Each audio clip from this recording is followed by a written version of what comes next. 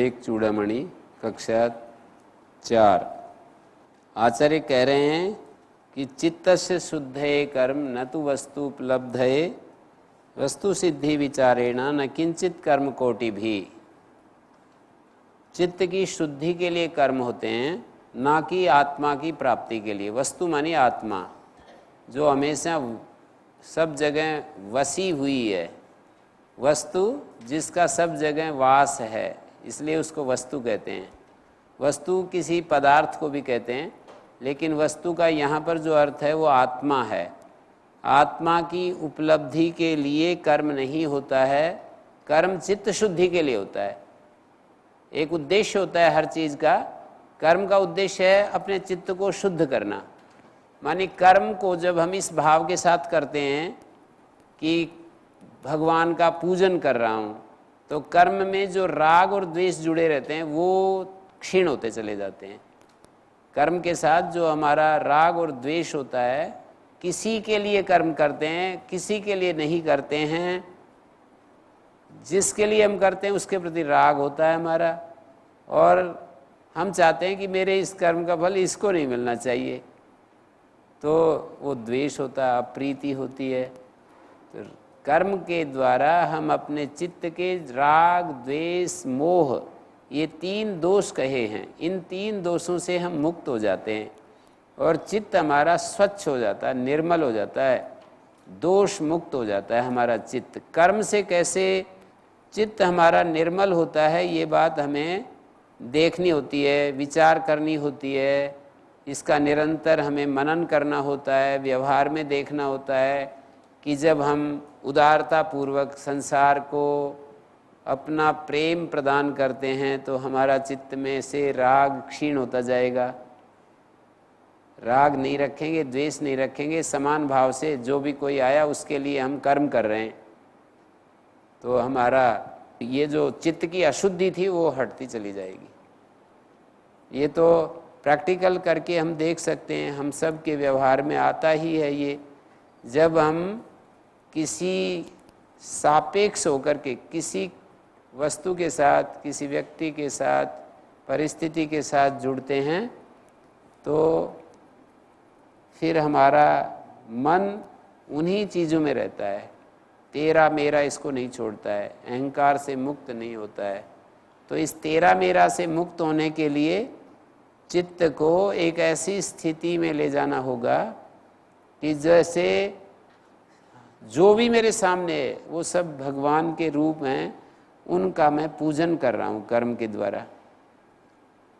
तो इस स्थिति से हमारे मन में शुभ भाव आते जाएंगे। सबके भीतर एक आत्मा को देखने की जो स्थिति है वो पैदा हो जाएगी। सर्वत्र एक आत्मा है, क्योंकि हम कर्म के माध्यम से जुड़ रहे हैं इस दुनिया के साथ। कर्म क्यों करें, ये जो एक प्रेरक हेतु होता है उसके ऊपर डिपेंड करता है कर्म का फल। कर्म क्यों करें, इसका प्रेरक हेतु यदि पैसा है तो बस पैसा मिलेगा कर्म के द्वारा।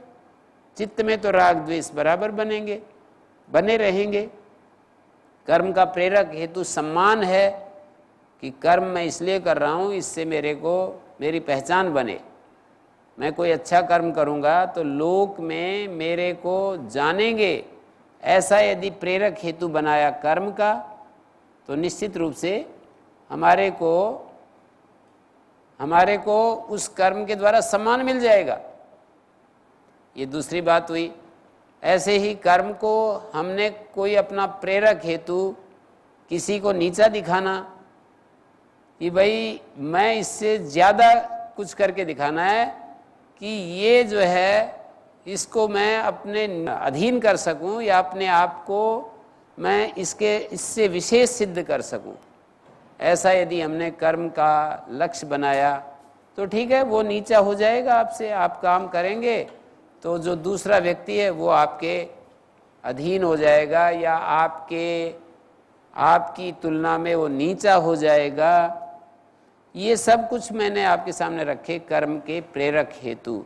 तो इन हेतुओं से यदि हम कर्म करेंगे तो हमारे को वो चीज़ें मिल जाएंगी, लेकिन चित्त तो वैसा ही बना रहेगा। चित्त अशुद्ध बना रहेगा, ऐसा कहने का अभिप्राय है। चित्त का अशुद्धि, चित्त की जो अशुद्धि है वो राग द्वेष मोह, ऐसा समझ लेना चाहिए।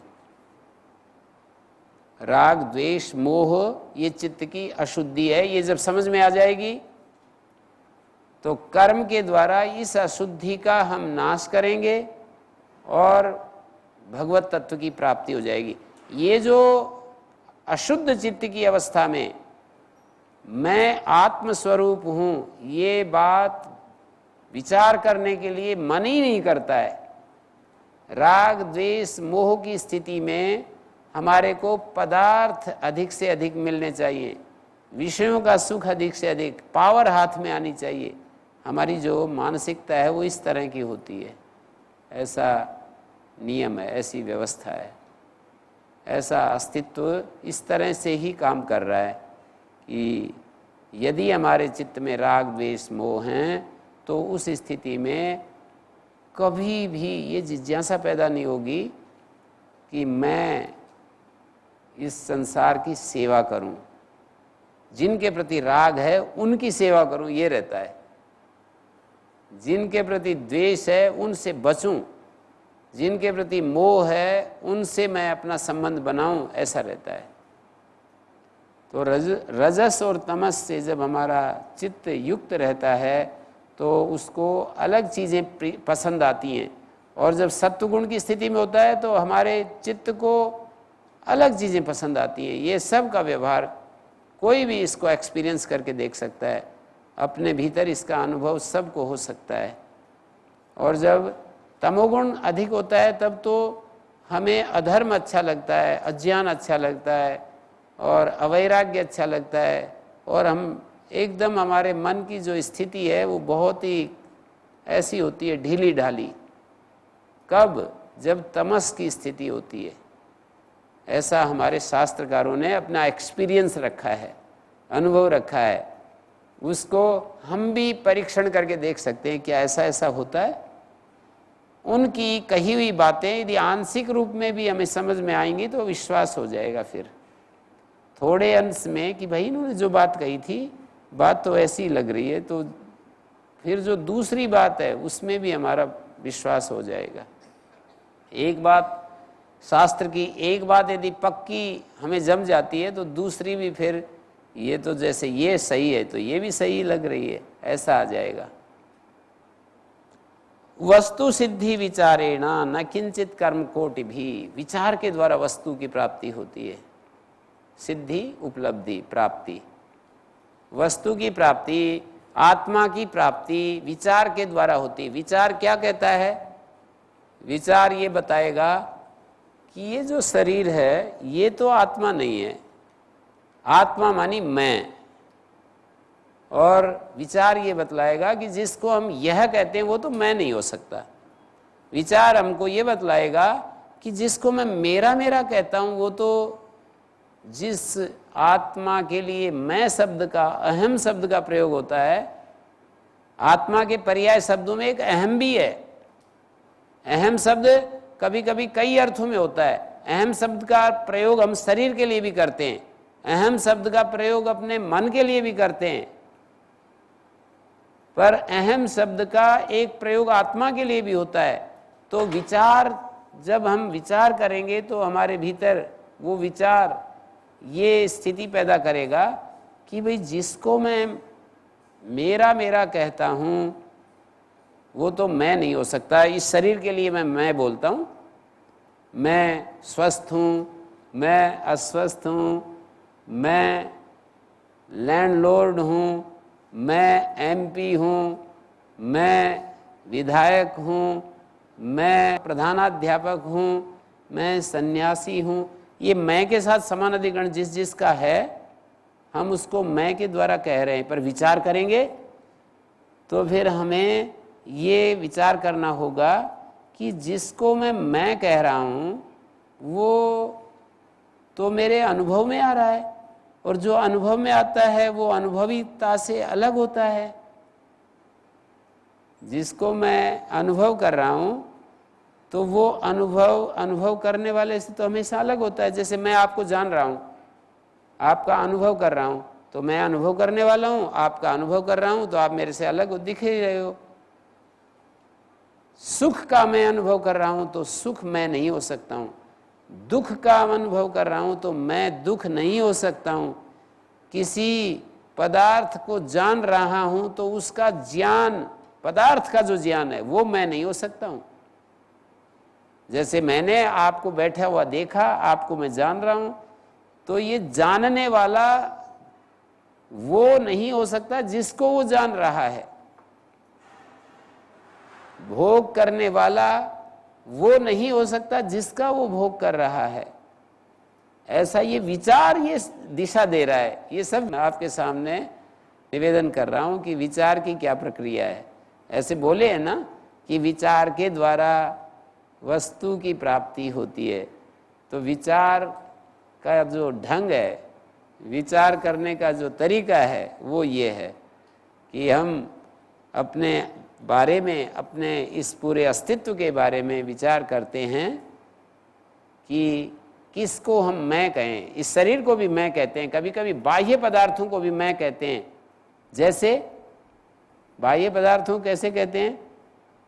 किसी का कोई हानि हो जाती है तो क्या कहता है? कोई फैक्ट्री में आग लग जाए तो कहेगा मैं तो मर गया। अब मैं जो है फैक्ट्री के साथ एक होकर के बोला जा रहा है, मैं तो मर गया। कोई पुत्र किसी का वियोग हो जाए तो बोलता है कि मैं तो भाई, मेरा तो सहारा टूट गया, मैं तो मर गया बिल्कुल। तो वहाँ पुत्र के साथ अपने मैं को एक करके देख रहा है। पर विचार क्या कहेगा कि भाई जिस को भी मैं यह कहता हूँ वो तो मैं नहीं हो सकता है। तो पुत्र को मैं यह कहता हूँ, यह मेरा पुत्र है। जिसको मैं मेरा कहता हूँ वो तो मैं नहीं हो सकता है। विचार हमको ये समझा रहा है। आप देखिए, जिसको हम मेरा कहते हैं क्या वो मैं होता है? नहीं होता है। मेरा हाथ, तो हाथ मैं नहीं है। मेरा मकान, तो मकान मैं नहीं है। मेरा पेन, पेन मैं नहीं है। मेरी पुस्तक, पुस्तक मैं नहीं है। मेरी कीर्ति सब तरफ फैल गई है। कोई कहे आपकी कीर्ति तो अब चारों तरफ फैल गई। तो वो जो आपकी कीर्ति माने मेरे को कोई दूसरा कह रहा है आपकी कीर्ति, तो मैं कहूँगा अच्छा मेरी कीर्ति तो मुझे नहीं पता, सब जगह फैल गई मेरी कीर्ति। इसका मतलब कीर्ति मेरे से अलग है, कीर्ति मैं नहीं है। मेरा अपयश, कोई कहे आपका बहुत अपयश हो रहा है, आप ठीक से पढ़ाते नहीं है, तो अपयश जो है वो मैं नहीं है, ऐसा कहेंगे। आप बड़े अच्छे खिलाड़ी हैं, खिलाड़ी मेरा जो खेल है वो बड़ा रोचक है, तो बोलेंगे खेल जो है मेरा है तो मैं खेल नहीं है। इसको ही विचार कहते हैं। ये जो शैली हम आपके सामने चर्चा कर रहे हैं इसी को कहते हैं विचार। विचार के द्वारा वस्तु सिद्धि होती है। ऐसे बोले तो विचार का प्रयोग करते हैं तो हमें वस्तु की प्राप्ति हो जाती है। विचार का प्रयोग किया, ये जिसको मैं मेरा मेरा कहता हूँ वो मैं नहीं होता, और जिसको यह कहता हूँ वो भी मैं नहीं होता। ये विचार का प्रयोग है। दो शब्द बोले मैंने, जिसको हम यह कहते हैं वो मैं नहीं है, जिसको मेरा कहते हैं वो मैं नहीं है। हाँ जी। ओम प्रणाम गुरु जी। स्वामी शरणानंद जी कहते हैं कि मैं और यह और वह, तो इसमें हम विचार करेंगे तो मैं नाम की कोई चीज़ नहीं मिलेगी। तो मैं क्या है फिर? जो आत्मा एक तत्व तो है ना हमारे अंदर, कोई जीव है या आत्मा जो भी कहे। ऐसा है कि जिसको हम यह कहते हैं वो मैं नहीं होता, इतना सबको मान्य है। अब वो मैं क्या है, कोई उसको जीव कहेगा, कोई उसको ब्रह्म कहेगा, कोई कुछ नहीं कहेगा, ये तो सब एक अलग बात हो गई कि कौन क्या कहता है। पर इस विषय में संसार के सभी पुरुष, सभी भाषा जानने वाले, भाषा से व्यवहार करने वाले एक भी उदाहरण आप नहीं दिखा सकते हैं कि जिसको हम यह कहते हैं उसको हम मैं कह सकते हैं, जिसको हम मेरा कहते हैं उसको मैं कह सकते हैं। एक भी उदाहरण नहीं मिलेगा कि मेरा तो मैं से अलग होता है, पर वो मैं क्या है ये तो एक अलग बात है।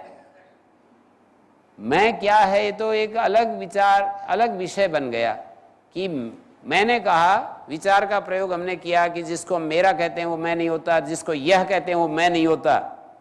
इसमें आप बताओ कोई किसी को मतभेद हो, तो इतने लोग सुन रहे हो, इस विषय में किसी का मतभेद हो, कोई इसमें असहमत हो, तो आप बताओ। सब सहमत हैं कि भाई जिसको मेरा कहेंगे वो तो मैं नहीं है।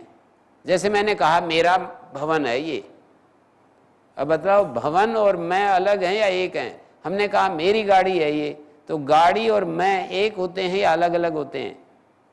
या जिसको हम यह कहते हैं कि यह एक गाड़ी है, तो क्या मैं गाड़ी होता हूँ?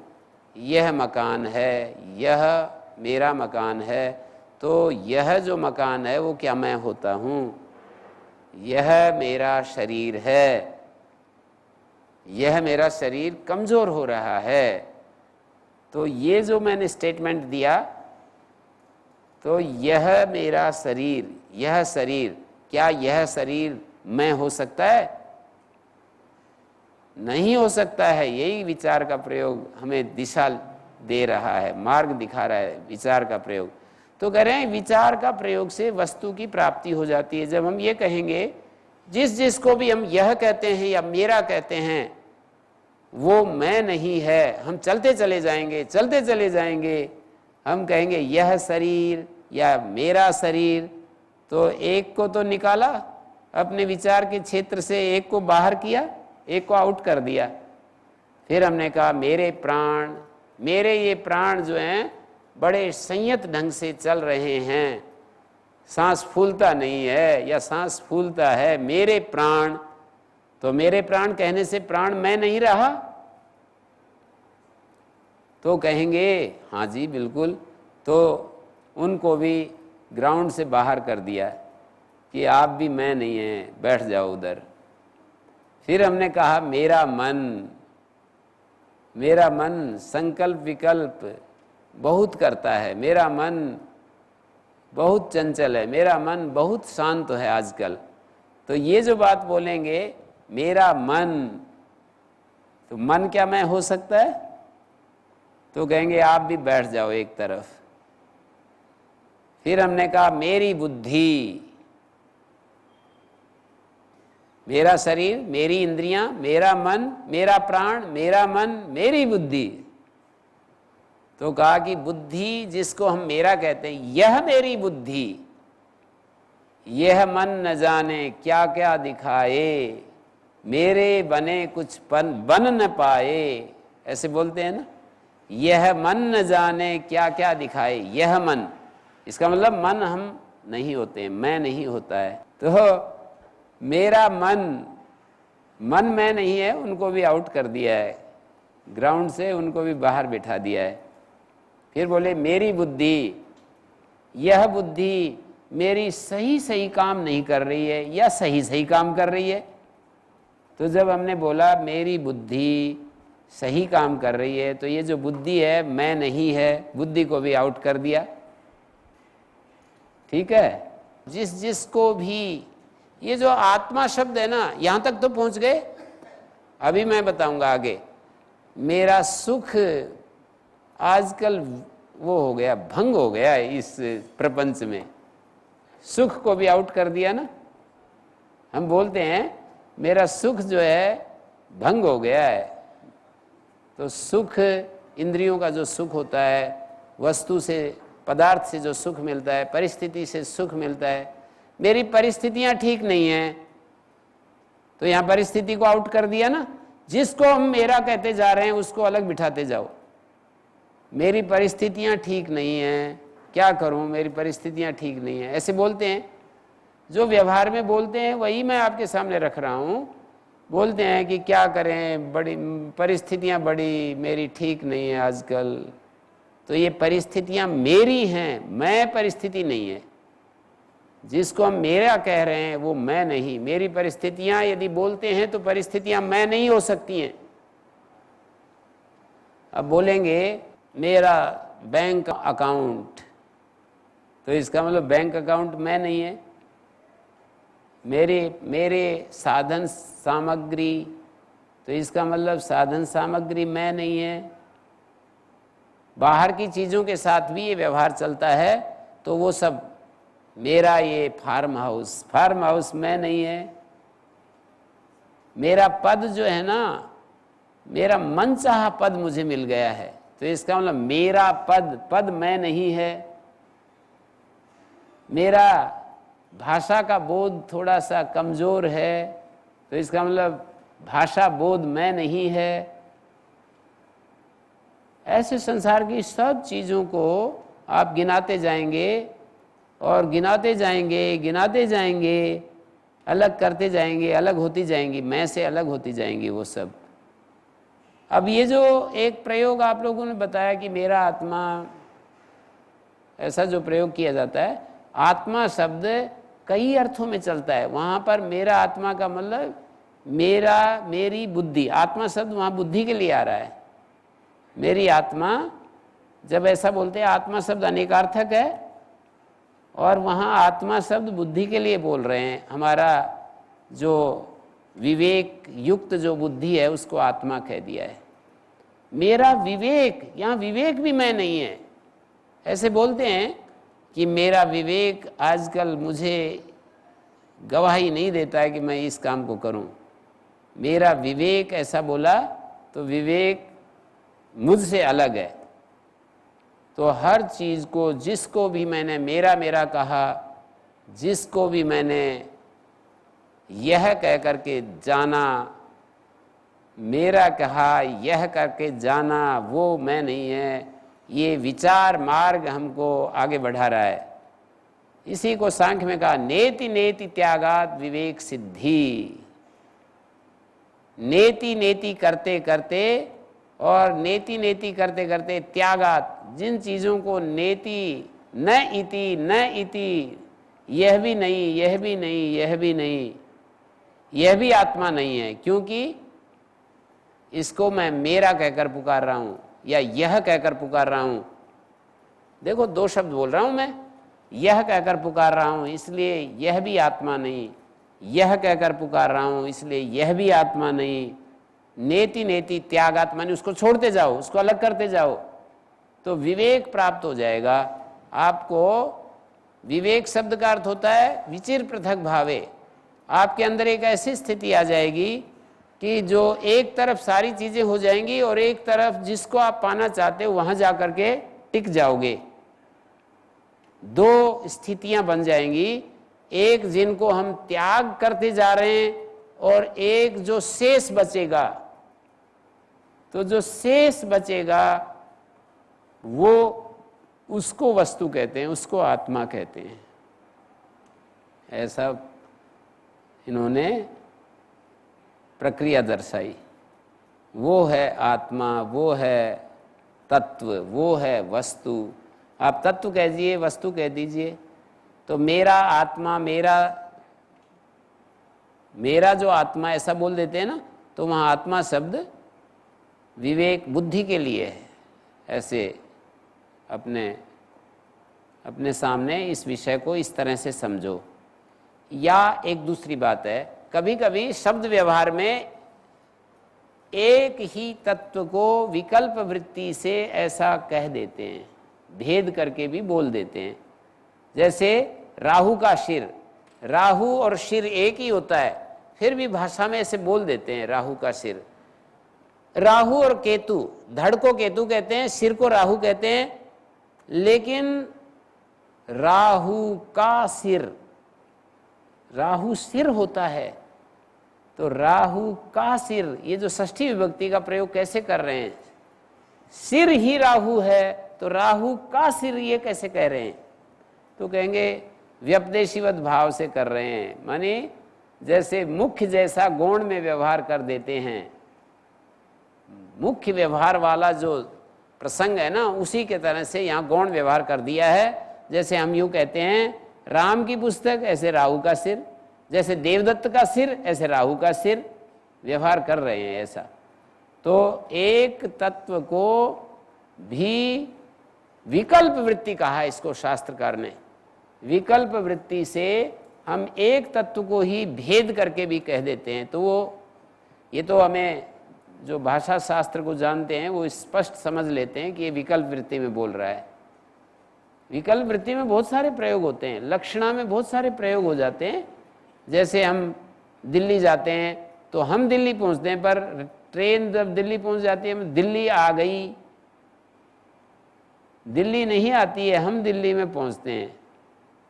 जैसे हम कहते हैं कि सूर्य ऊपर चढ़ाया, सूर्य थोड़ी ऊपर चढ़ करके आता है।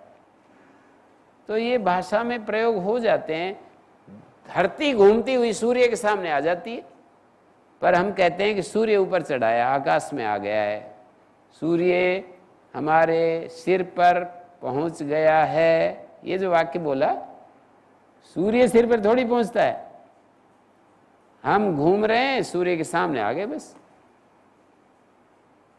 तो व्यवहार, भाषा का जो व्यवहार होता है, कभी कभी उपचार का बड़ा प्रयोग होता है भाषा में, तो वो सब औपचारिक प्रयोग होते कहलाते हैं। वो जैसे कह देते हैं कोई सब्जी बेचने वाला हमारी कॉलोनी में आता है, तो फिर वो आवाज़ लगाता है सब्जी, तो हम भी फिर कह देते हैं सब्जी। तो इसका अर्थ क्या होता है? सब्जी बेचने वाले। दिल्ली में तो बहुत ही प्रयोग होता है, बोलते हैं स्कूटर, टैक्सी, ऐसे बोलते हैं। रिक्शा, तो रिक्शा का मतलब रिक्शा वाला, टैक्सी वाला, और ऐसे प्रयोग होते हैं। तो भाषा के इस व्यवहार को भी हमें ध्यान में रखना पड़ेगा कि कहाँ पर विकल्प वृत्ति का प्रयोग हो रहा है, कहाँ लक्षणा का प्रयोग हो रहा है, कहाँ अभिधा का प्रयोग हो रहा है। शब्द का सीधा सीधा जो अर्थ निकलता है उसको अभिधा कहा जाता है, और प्राइमरी मीनिंग और उसी का एक्सटेंडेड मीनिंग, उसी का थोड़ा सा और विकसित उसके आसपास के स्थान को भी बोलते हैं। गंगायाम घोषा, इसका घर तो गंगा में है, गंगा नाम जल प्रवाह का है, जल प्रवाह में तो घर होता नहीं है, तो इसलिए वहाँ पर अर्थ लिया जाता है गंगा जो जल प्रवाह है उसके नज़दीक आसपास घर है। तो ये लक्षणा बोलते हैं इसको। भाषा में अभिधा, लक्षणा, व्यंजना ये सब भी चलती हैं, विकल्प वृत्ति भी चलती है भाषा में।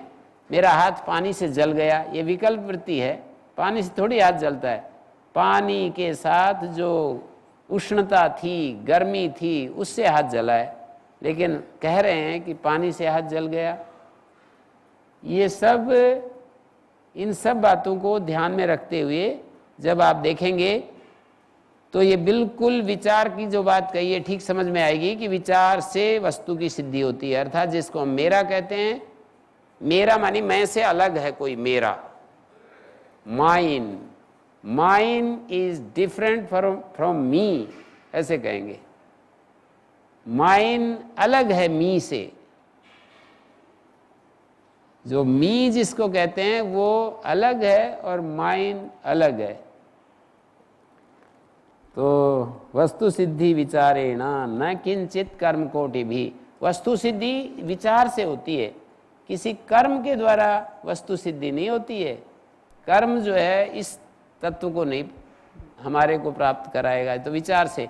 आत्मा की उपलब्धि विचार से होती है, वस्तु कर्म के द्वारा आत्मा की उपलब्धि नहीं होती है। ओम चरण स्पर्श गुरुजी एक वाक्य है कि जो शास्त्र विहित निरुपाधिक परम ब्रह्म वह मेरा है, मैं भी वही हूँ। तो इस वाक्य को कैसे थोड़ा समझेंगे? ये तो सीधा है, सोपाधिक और निरुपाधिक दो सत्ताएं हैं। अब ये इस बिंदु पर मेरा प्रश्न है कि आपने बताया कि जिसको हम मेरा कहे कि बोलते हैं वो मेरा नहीं है, तो इसको मैं तो मेरा बोला, जो निरुपाधिक परम वो मेरा है। ये तो गौण, एक गौण व्यवहार मैंने कहा ना। औपचारिक प्रयोग होते हैं, गौण व्यवहार होते हैं, व्यावहारिक स्तर पर एक प्रयोग होते हैं, एक व्यवहारिक सत्य होता है, व्यवहार के धरातल पर हम बोलते हैं। एक पारमार्थिक सत्य होता है, उसको हमें समझना पड़ेगा। इस ये वाक्य कौन में व्यावहारिक धरातल पर कोई प्रयोग कर रहे हैं? पारमार्थिक सत्य में तो अद्वैत है, तो वहाँ तो कहाँ मेरा, जो निरुपाधिक ब्रह्म ही मेरा है, जो ऐसा जो बोल रहा है वो तो जीव बोल रहा है। मैंने ये भी कहा कि औपचारिक प्रयोग भी होते हैं, विकल्प वृत्ति भी होती है। विकल्प वृत्ति को ध्यान में रख करके भी बोल सकते हैं हम कि एक ही तत्व को दो भागों में बांट करके देख रहे हैं, एक निरुपाधिक, एक स्वाभाविक। एक ही तत्व को दो भागों में बांट दिया और फिर व्यवहार कर ही सकते हैं। व्यवहार के लिए एक ही तत्व को निरुपाधिक और सोपाधिक, मानी बुद्धि के सहित एक चैतन्य है, एक बुद्धि से रहित चैतन्य, ऐसे दो भाग करके उसको कहा ही है मंत्रों में। एक वृक्ष के ऊपर दो पक्षी बैठे हुए हैं, समानम वृक्षम परिशस्व जाते तयोरन्या पिप्पलम स्वादुवती अनस्नन अन्यो, एक मंत्र है। तो उसमें ये बतलाया कि एक वृक्ष के ऊपर दो पक्षी बैठे हुए हैं, द्वा सुपर्णा सयुजा सखाया समानम वृक्षम परिशस्व जाते। तो ये दो पक्षी सोपाधिक निरुपाधिक रूप से देखो व्यवहार कर ही रखा है। और जीव जैसे परमात्मा, जीव एक सत्ता, परमात्मा एक सत्ता, पारमार्थिक रूप से एक ही है, लेकिन व्यवहारिक धरातल पर दो हैं। तो दो को मानकर हम कह सकते हैं कि मेरा परमात्मा, मेरे परमेश्वर।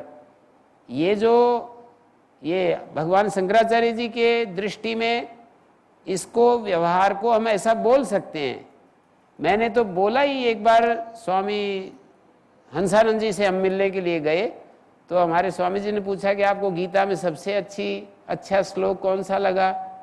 तो उन्होंने कहा भक्त्या माम अभिजानाति यावान यश्चास्मि तत्वतः ततो माम तत्वतो ज्ञात्वा विशते तदनंतरम।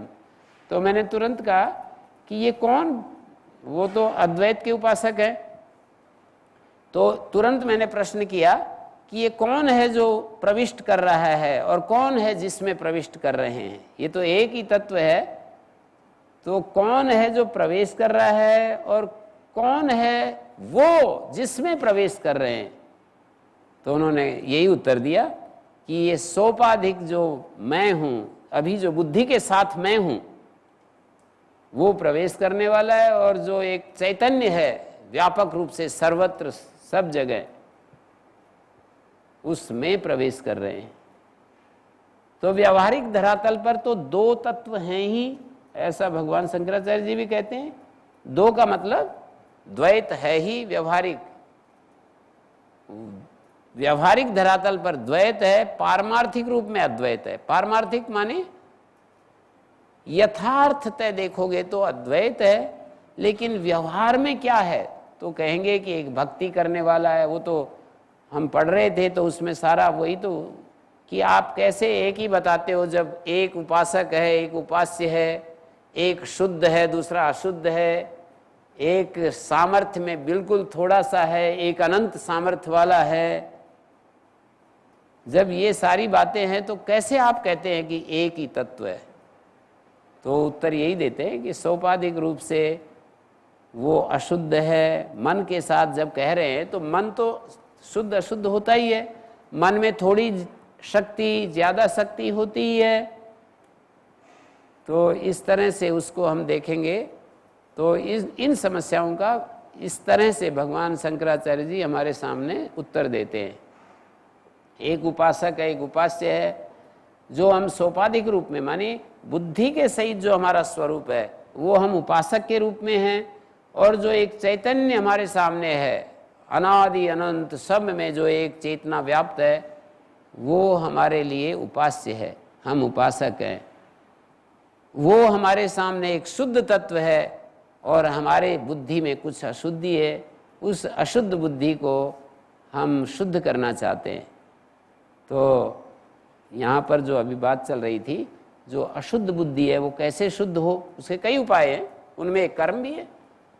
अशुद्ध बुद्धि को शुद्ध करने के कई उपाय हैं, उनमें एक कर्म भी उपाय बताया कि कर्म के द्वारा भी कुर्वन्नेवेह कर्माणि जिजी विशेषण, कर्म करते हुए सैकड़ों वर्ष तक जीते रहो। एवं त्वयि नान्य थे तो न कर्म लिप्यते नरे, ऐसा करोगे तो कर्म तुम्हारे में लिप्त नहीं होगा, मानी अशुभ कर्म तुम्हारा पीछा नहीं करेंगे और शुभ कर्म भी पीछा नहीं करेंगे।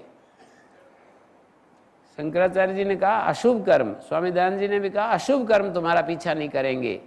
श्री अरविंद थोड़ा और आगे बढ़े, उन्होंने कहा कि शुभ कर्म भी तुम्हारा पीछा नहीं करेंगे, केवल मात्र यदि तुमने कर्म को केवल मात्र कर्म समझ करके किया, उससे कुछ अहंकार को, अपने अहंकार को नहीं जोड़ा, फल की इच्छा को नहीं जोड़ा, तो शुभ कर्म हो या अशुभ कर्म हो वो तुम्हारे में लिप्त नहीं होंगे। तो यहाँ पर आ जाइए, चित्तस्य शुद्धये कर्म न तो वस्तु उपलब्धये। कर्म जो होता है चित्त शुद्धि के लिए होता है। हमारा चित्त शुद्ध होता है अशुद्ध होता है। देखिए, जब चित्त शुद्ध हो जाता है तो उसमें वो सामर्थ्य आ जाती है कि वो चैतन्य से अलग हो सकता है, और जब चित्त अशुद्ध होता है तो उसमें वो सामर्थ्य नहीं होती कि वो चैतन्य का पीछा छोड़ दे, वो तो चिपटा रहेगा। फिर चित्त जो होता है जब अशुद्ध होता है तो चैतन्य को छोड़ नहीं सकता है, फिर लिपटा रहता है, जागृत स्वप्न से बाहर नहीं निकल सकता है। जब अशुद्ध अवस्था में होता है तो लिपटा रहता है, चिपटा रहता है। और देखते भी हैं, जब हमारे को ज्ञान हो जाता है तो आराम से हम असंग हो जाते हैं, अकेले हो जाते हैं, कैवल्य को प्राप्त हो जाते हैं। लेकिन जब तक हमारा मन अशुद्ध है तो कैवल्य नहीं मिलता है, फिर तो साथ में रहते हैं हम, वस्तुओं के, पदार्थों के, शरीर के, मन बुद्धि के साथ में रहते हैं। कैवल्य थोड़ी रहता है। कैवल्य उसको कहते हैं अकेला, बिल्कुल अकेला। तो हम अकेले नहीं रहते अशुद्ध अवस्था में। जैसे कहते भी हैं कि भाई कोई एक आदमी ज्ञानी तो अकेला रह सकता है, जिसका मन अशुद्ध है उसको यदि जेल में बंद कर दिया तो कितना संसार में उससे ज्यादा और कोई दुखी अपने आप को नहीं मानेगा। क्यों? इसलिए नहीं मानेगा कि वो अकेला रह नहीं सकता है, उसको संसार चाहिए, विषय चाहिए, खेलने के लिए साथी चाहिए, ऐसा है। आगे देखिए, अब सम्यक विचारता सिद्धा रज्जु तत्वावधारणा भ्रांत्या उदित महासर्प भव दुख विनाशिनी। सम्यक विचार करने से, जैसे आदमी को ब्रह्मवश कोई एक सर्प दिखाई दिया कि बड़ा भारी सर्प लेटा हुआ है वहाँ, ऐसे तुरंत आकर के डरते डरते एकदम सूचना दी कि भाई बहुत भारी सर्प वहाँ पर लेटा हुआ है। मैंने तो अभी एक सर्प देख कर आया, इतना बड़ा सर्प था। थोड़े जो भयभीत प्रकृति वाले होते हैं वो और ज़्यादा बढ़ा चढ़ा करके कहते हैं। थोड़ा निर्भय प्रकृति के वाले होते हैं ना, वो तो कहेंगे कि ठीक है, सर्प को पकड़ ही लेते हो तो जाकर के सीधा ऐसे ही पकड़ लेते हैं, थोड़ा दबाया और जाकर मुख पकड़ लेते हैं। बिना दबाए तो नहीं पकड़ते, थोड़ा उसको दबाया और जाकर के मुंह पकड़ लेते हैं उसका। तो सम्यक विचारता सिद्धा रज्जु तत्वावधारणा। रज्जु तत्व का निश्चय विचार से हो जाता है। कौन सा विचार प्रयोग करते हैं यहाँ पर? विचार, किसी ने कहा अरे भाई ध्यान से देख कभी और कुछ हो, तो ये विचार प्रयोग किया ना। फिर प्रकाश ले गए, लालटेन ले गए, टॉर्च ले गए, तो हमने देखा तो वो तो रस्सी थी। तो रज्जु तत्व का निश्चय हो गया सम्यक विचार के द्वारा। भ्रांत्या उदित, भ्रांति से क्या पैदा हो गया था? महासर्प, महासर्प भव दुख विनाशिनी। ये जो रज्जु तत्व का अवधारणा है, जो भ्रांति से महासर्प रूपी भव दुख का नाश करने वाली, हमारे दुख का नाश करने वाली, ये शब्द क्या है आप एक बार पढ़ के दिखाओ, कुछ गलत छपा हुआ लगता है। भ्रांत्या उदित महासर्प भय दुख विनाशिनी, मैं इसमें गलत छपा हुआ है, भय दुख विनाशिनी, माने महासर्प से उत्पन्न जो भय उसके दुख को नाश करने वाली रज्जु तत्व की अवधारणा विचार से सिद्ध हो जाती है। भय दुख विनाशिनी कैसे हुआ? विचार से हुआ। भय दुख विनाशिनी। भ्रांति के कारण से उदित होती है ये जो हमारे अंदर धारणा पैदा हुई थी ना कि बड़ा भारी सर्प है, भ्रांति से उदित हुई महासर्प से जो भय पैदा हुआ, उस दुख को, और उससे एक दुख पैदा हुआ हमारे भीतर। भय से तो दुख ही आता है हमेशा। भय जो है वो परिणाम में दुख ही तो देता है। तुरंत जब भय आएगा तुरंत हमारा अंदर से कुछ ना कुछ हिल जाएगा। तो भ्रांत्या उदित महासर्प भय दुख विनाशिनी। भय दुख, भ्रांति से उदित जो महासर्प के भय से उत्पन्न दुख को नाश करने वाली जो रज्जु तत्व की अवधारणा है वो विचार से सिद्ध हो जाती है। कैसे विचार किया उसने? किसी के कहने से किया या अपने ही मन में आ गया कि देखूं तो सही, ऐसे आ जाता है ना, देखूं तो सही। एक बार तो बता दिया, भय में आ गया कि भाई बड़ा भारी सर्प, लेकिन फिर आ गया तुरंत विचार कि देखूं तो सही, कभी और कुछ हो, मैं ऐसे ही समझ लिया हो। तो ऐसे विचार का जब प्रयोग करते हैं तो फिर हमको वो वस्तु, यथार्थ वस्तु हमारे सामने आ जाती है। उसने देखा कि ये तो रज्जु है, तो एकदम देखते ही भय खत्म, भय से दुख उत्पन्न हो रहा था वो समाप्त। ऐसे ही हमारे को ये संसार में जो सुख दिखाई देता है और जब हमें अनुभव हो जाता है कि ये तो इसी तरह से है जैसे स्वप्न में हमारे को कोई विषय दिखाई दे और स्वप्न में जागते ही वो चीज़ खत्म हो जाती है। स्वप्न में हमारे को कोई हाथी हमारा पीछा कर रहा हो और हम दौड़ रहे हों और कहीं वृक्ष के पास पहुंच गए और हम चढ़ रहे हैं ऊपर, ये सब हो रहा हो। किसी न किसी को तो ऐसे ऐसे दृश्य कभी न कभी तो आए ही होंगे। और फिर आंखें खुल जाती हैं और देखते हैं कि यहाँ तो कहीं कुछ भी नहीं है। एक ही सेकंड में हमारा सब जो भय आदि था ना, स्वप्न अवस्था में जो भय लग रहा था और बहुत परेशान हो गए थे, तो एक ही सेकंड में वो समाप्त हो जाता है। इसी तरह से ये जागृत अवस्था जो हमारी है, इसका भी जब महाप्रबोध होता है हमारे भीतर, जागरण होता है, मानी आत्म तत्व को जब हम जानते हैं, तो ये जो जिसको हम व्यावहारिक दशा में यथार्थ कहते हैं, हमारे को इस व्यवहार लोक में जैसे जीते हुए ये शरीर दिखाई देते हैं, अलग अलग वस्तुएं दिखाई देती हैं, घटनाएं दिखाई देती हैं, सूरज दिखाई देता है, पृथ्वी सारा तरह तरह के औषधि अन्न वनस्पति को पैदा करती हुई, बादल बरसते हुए, ये सब जो दिखाई दे रहा है, तो उस महाप्रबोध के समय तुर्यावस्था आते ही ये भी गायब हो जाता है। कृतार्थम प्रति नष्टम,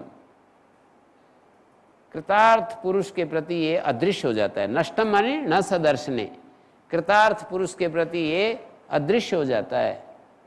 तो हम देखते हैं कि जैसे ही बोध होता है वैसे स्वप्न की परिस्थिति गायब, ऐसे ही महाप्रबोध के समय इस जागृत के सारे झंझट जो सम्मान अपमान और ये बहुत बड़े बड़े जो हम उनको महत्व देते हैं चीज़ों को, कि ये इसका इतना, इसके पास संपत्ति है, इसके पास ये निर्धनता है, इसके पास इतना, इसका कार्य है, इसके पास कुछ भी नहीं है, इसका कारोबार कितना है, ये सब एक ही झटके में निरस्त हो जाती हैं। अर्थस्य निश्चयो दृष्टो विचारेण हितोक्तिता न स्नानेन न दानेन प्राणायाम सतेन व। कहते हैं देखिए, अर्थ का जो निश्चय होता है वो विचार के द्वारा, हितोक्तितः विचारेण दृष्टा। कैसे? हित कारक जो उक्ति हैं, उक्ति मानी वचन, हित वचन, हमारा हित करने वाले वचन हैं, उस विचार के द्वारा अर्थ का निश्चय देखा गया है, अर्थ तत्व का निश्चय देखा गया है, ना तो स्नान करने से, न दान देने से, ना केवल, यहाँ पर जो है आप ऐसा समझिए, इनकी भी उपयोगिता अपनी, पर मैंने एक दिन आपको बताया था कि सर्वम वाक्यम सावधारणम, सभी वाक्य जो होते हैं वो सावधारण होते हैं। सावधारण का मतलब सभी वाक्य एव से युक्त होकर के अर्थ को देते हैं। जैसे बोलते हैं, महाभाष्य में उदाहरण देते हैं, व्याकरण महाभाष्य में, अपभक्ष है, वायु भक्ष है, तो उसका अर्थ होता है कि ये व्यक्ति अप एव भक्षयति, वायु में एव भक्षयति, एव के सहित उसका अर्थ करते हैं कि वायु ही भक्षण करने वाला है। कुंभ धान्य अलोलुपा ब्राह्मणा, तो बोलते हैं कि कुंभ में ही जिसके पास धान्य है, अन्यत्र नहीं। तो ऐसे ही यहाँ पर एव लगा करके बोलिए, केवल स्नान करने से, केवल दान देने से, केवल सैकड़ों प्राणायाम करने से हमारे को अर्थ का निश्चय नहीं होता।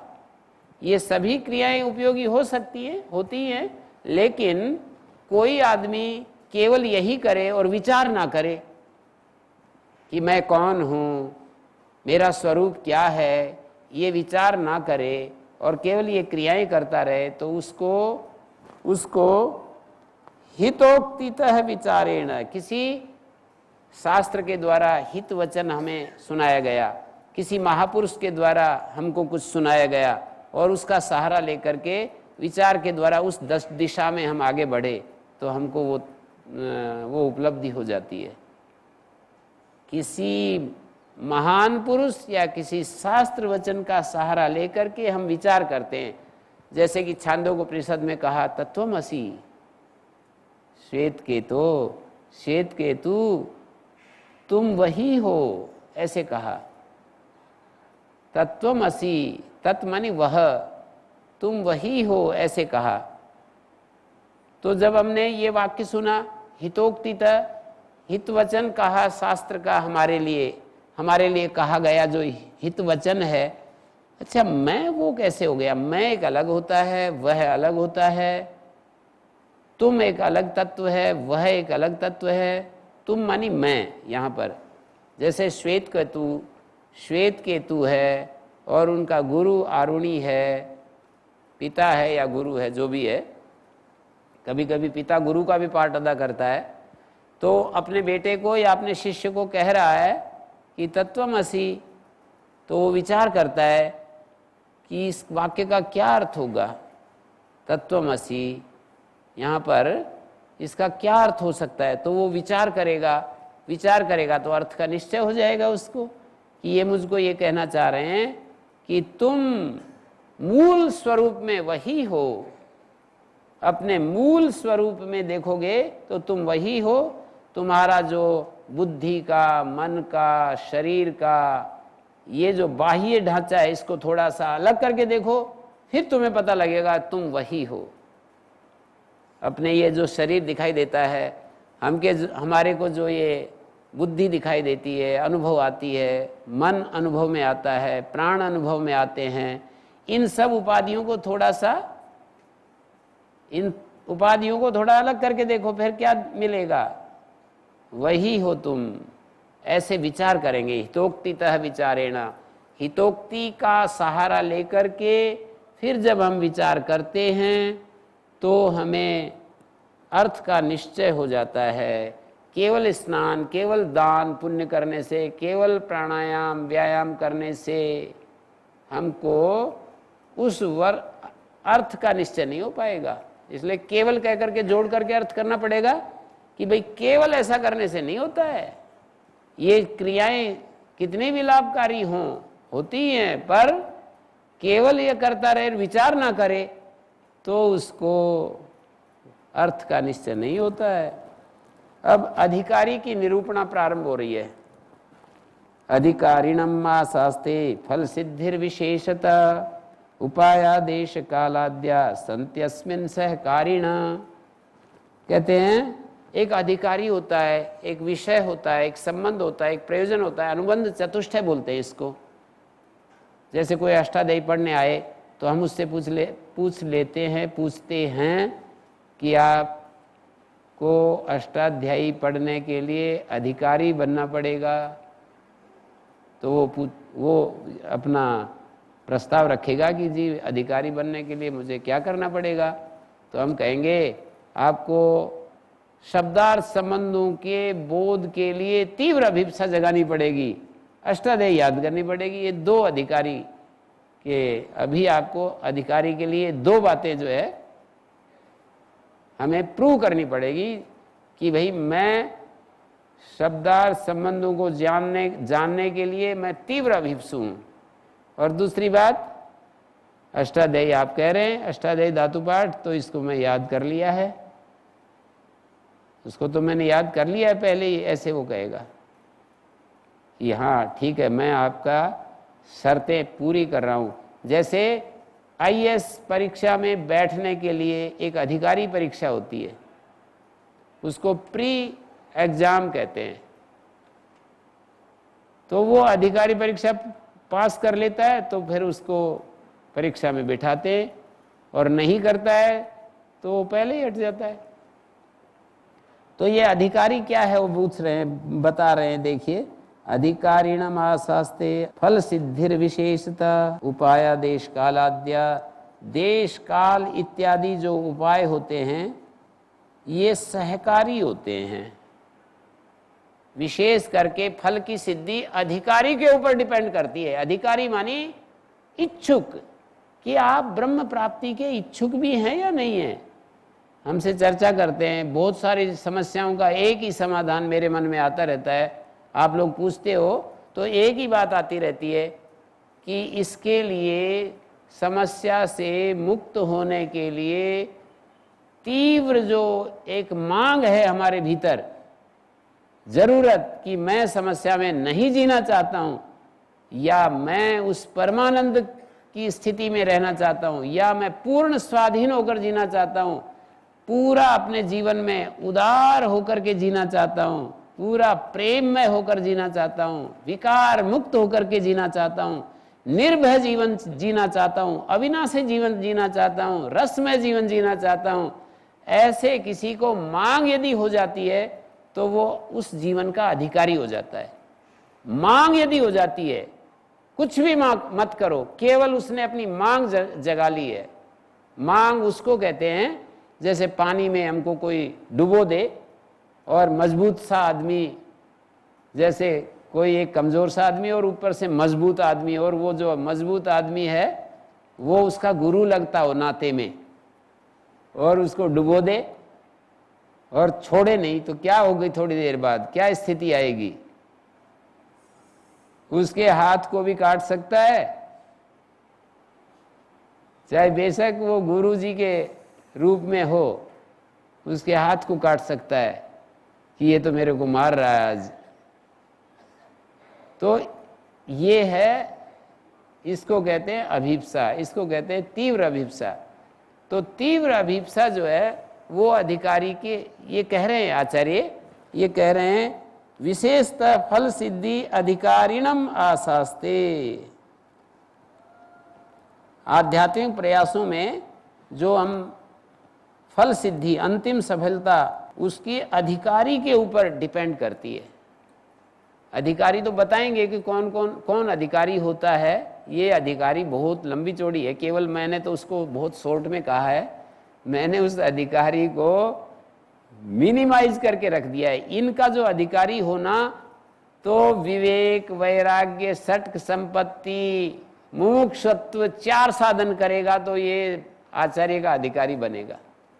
तो मैंने तो केवल यही कहा कि आप तीव्र अभिप्सु हो जाओ, 100% उसके लिए अपने आप को, उस वस्तु को प्राप्त करने के लिए, उस लक्ष्य को प्राप्त करने के लिए सोते जागते उठते बैठते और उसी में जीना, उसी में रहना, उसी में खाना पीना सोचना, यदि ऐसा आप कर लेते हैं तो आप अधिकारी हो गए। ये तो मैंने जो अनुभव किया वो अपनी तरफ से बताया कि यदि 100% हम उस वस्तु की इच्छा करते हैं, 1 सेकंड के लिए भी हमारे वो विस्मृति नहीं होती है हमारे को हमारी मांग की, हमारी आवश्यकता की, हमारी ज़रूरत की, हमारी अंतिम ज़रूरत बन जाए वो।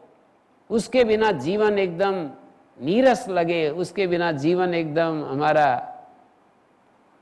खाली खाली लगे, तो फिर हमको फल सिद्धि हो ही जाएगी, ऐसा कह रहे हैं।